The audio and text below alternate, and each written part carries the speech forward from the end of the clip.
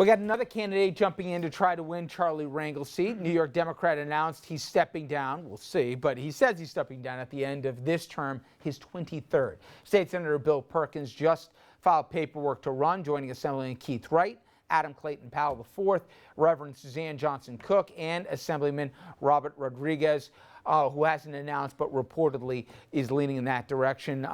Real quickly, who do you think is the presumptive frontrunner here? Wow, that's a good question. I don't think Perkins is going to win the seat at all. I believe 45% of his district is the area. I don't know the exact numbers on that, but I would see someone, Adriano Espaillat, running again, considering the Latino part of the district, possibly, or the guy that was working with the Democrats. His name escapes me. Keith Wright. Yeah. Keith Wright, definitely. Good luck with Perkins. It ain't going to happen. Do you agree? Keith Wright. Yeah, Keith Wright. All right.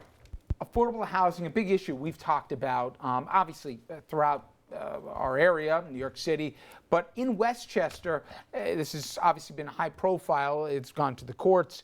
The feds have gotten involved, et cetera. But in many ways, desegregation, housing desegregation in Yonkers, one of the first cities that comes to mind, at least in the metropolitan area. It's also the subject of a new HBO miniseries called Show Me a Hero. Here's a clip. The city intentionally segregated its housing for 40 years. The whole damn city government's white.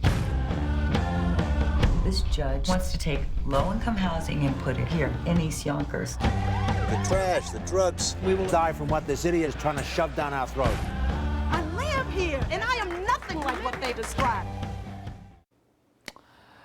You saw the first, there's a 6-part series. The first 2 episodes have already run.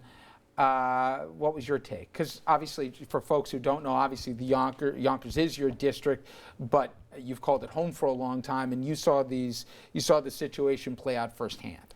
Well, I think the good news of the story is at the end of the series, you're going to see that, one, the story it tells is a story of people that did accept change. Very, very challenging for it to be accepted. But they did at the end, and the world has changed. Yonkers has changed, the world has changed. Yonkers is incredibly more diverse.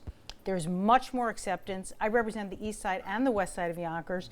The east side is where this forced housing occurred.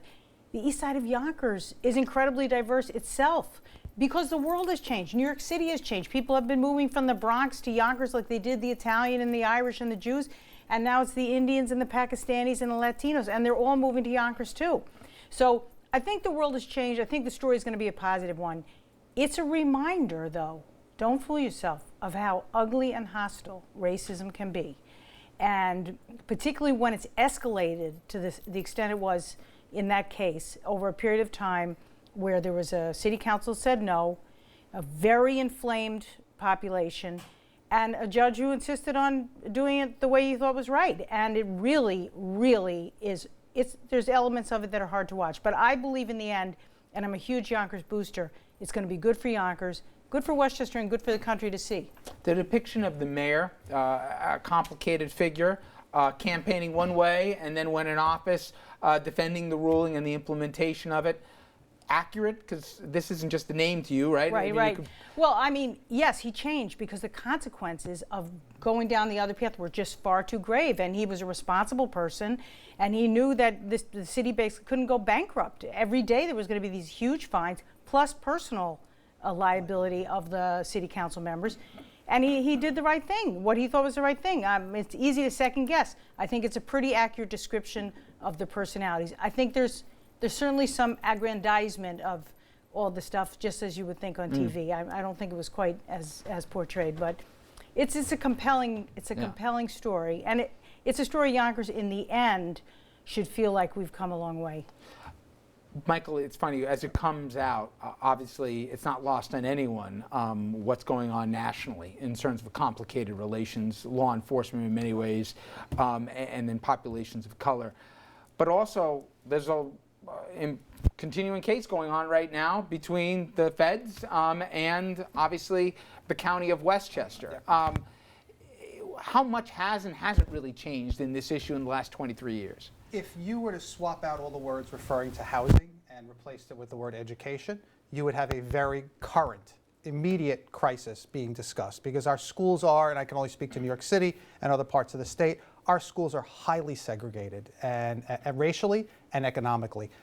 So that's, in that way, it hasn't changed terribly much, and we have other tension going on right now with our black president and Al Sharpton saying that we need to have black churches lobby in favor of this deal with Iran, and you have the Jewish community saying this would be the worst thing for Israel since the Six-Day War. We can't have this.